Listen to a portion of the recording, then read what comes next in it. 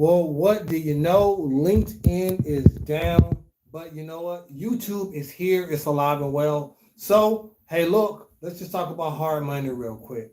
So, one of the biggest misconceptions that I face when I deal with investor clients, they always want to know, or they have a little bit of confusion regarding the difference between the loan to value that a lender is willing to give them as opposed to the ARV that they can get max from a lender. So I kind of want to just break this down and maybe put out some information that can kind of help bring a little bit more clarity as far as how leverage works for hard money. I'm talking particularly about fix and flips. So first and foremost, I mean, hey, social media, these platforms have been going down like the past day or so. So I just hop on here and I go live talking about hard money, giving helpful tips and advice.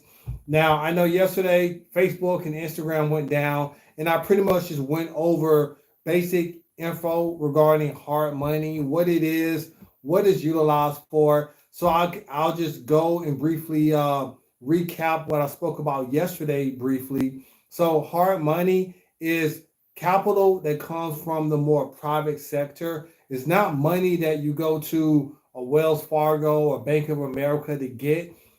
Private or hard money is money that you go to an investor or group and they lend you money for a relatively short period of time.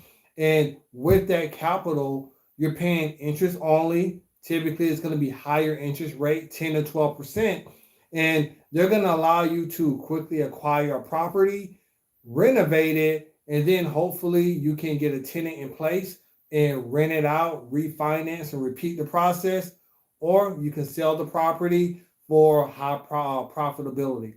So anyway, whenever investors come to me with a deal and they want to know what the best LTV I offer or what's going to be the greatest ARV, there's a lot of confusion. People will bring me deals and they'll say, well, hey, why do I have to put so much money down? I have a lot of equity in this deal. Like, for example, they may bring me a property and I'm trying to use just simple, easy numbers. Let's say they bring me a property that's worth 100,000. Maybe it's listed for 100K. That's how much the seller wants. Well, they're willing to sell it to the investor for, let's say, $60,000. Now, that's a tremendously steep discount. They have about $40,000 of equity already getting into the deal. But if their renovation budget is $60,000, then they're going to exceed the ARV for that particular property. So here's what I mean. Whenever I'm trying to explain this to people, I say, you know what? Matter of fact, I got a sheet of paper right here. So I say, look, let's just get a sheet of paper right here, and let's just draw a line down the middle. All right. So I got my sheet of paper. I'm drawing a line down the middle. All right. I got my line right here. Now we got two columns. Now on one side, I'm going to write LTV, which stands for loan to value. And then on the other column, I'm going to write ARV. Okay. So we got loan to value and we have ARV, one sheet of paper, two different sides, two different columns. Now, you got to understand something. A lender, they're in the business of deploying investors' capital for a solid rate of return. It's not their job to ensure that they close your loan if the numbers don't make sense. Okay. So stay with me. Now, most hard money lenders, private money lenders, they're going to give you anywhere between 85 up to 90% of the loan to value. Now, what is loan to value exactly? All that means is this. They're going to base the LTV, the loan to value, off of either the as is value of the property or the purchase price that you're acquiring the property for, whichever is the lesser of the two. Okay, so that kind of brings me back to that previous example when I'm talking about an investor buys a property worth $100,000 and the seller gets it on a contract with the investor for $60,000, a lot of times investors, they want to ask, well, don't you do equity-based lending? And can't that 40,000 of equity count towards my down payment? It doesn't work that way. In this game, lenders are going to give you either the lesser of the as-is value or the purchase price, whichever is the lesser of the two. That way, they can hedge their risk appropriately.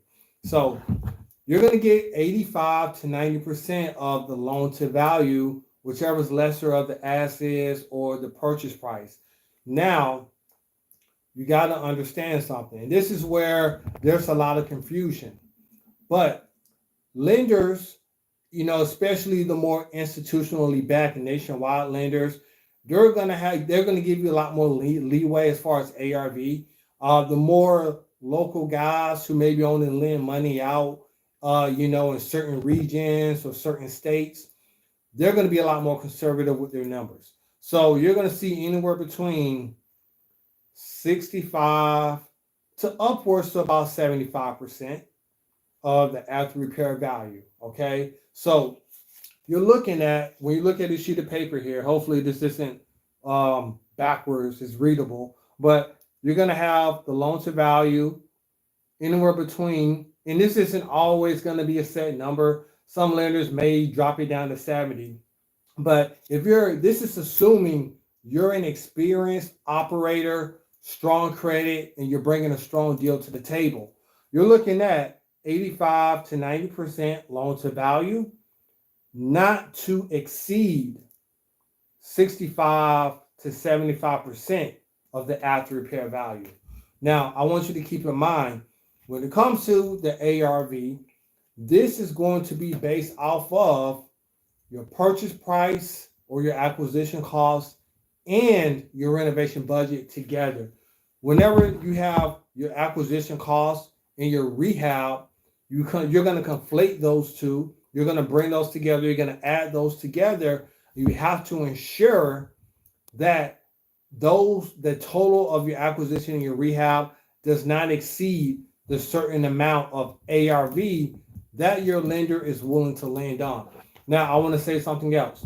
When you look at these numbers once again, I already mentioned when it comes to the loan to value, some lenders may only give you 70 to 75% loan to value. So that means you're bringing 25% down payment. If they drop this number to or this number right here to 65%, then you're going to be bringing 35% to the closing table of the total loan amount, which would encompass your purchase and your rehab. So I just wanted to get on here, clear up some confusion. I mean, I know it can be really daunting trying to figure out the difference between the loan to value and the ARV, which one the lender lends on, which one are you going to get. Why is it that you got to put this much of a down payment down? You thought that they gave you this much of the ARV. You thought you had equity. I understand. I get it. Trust me. However, and I mean, I know there's probably going to still be questions about this, but I do my best to just make it simple, simplify the process for anyone that I work with. But you're going to get a certain percentage of the loan to value or your acquisition cost, not to exceed whatever this number is for that lender. And this number changes too.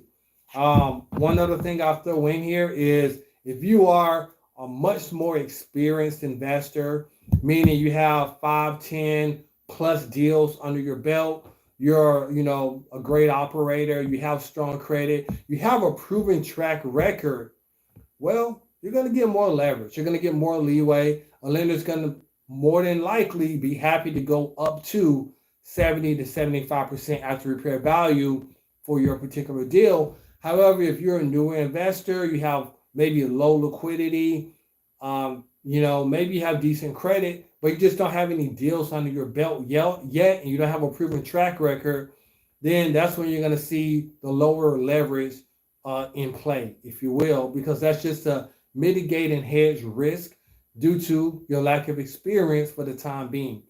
But anyone who watches live stream, hopefully you got value from this. If you're trying to get on LinkedIn and you find trouble logging on and you happen to be an investor trying to get educated about hard money, hopefully this video resonated and kind of cleared some things up for you. But if you do have any questions or you want me to elaborate more about hard money, loan to value, after repair value, etc., please drop the question below in the comment section. And hey, if you have any other questions, you can also give me a call, 706-536-3598. All my contact info is on my website. It's on all my social media. It's even here on this YouTube channel. So I'm not a hard guy to find. Hope all is well. Hopefully you can get back on LinkedIn soon, and happy investing.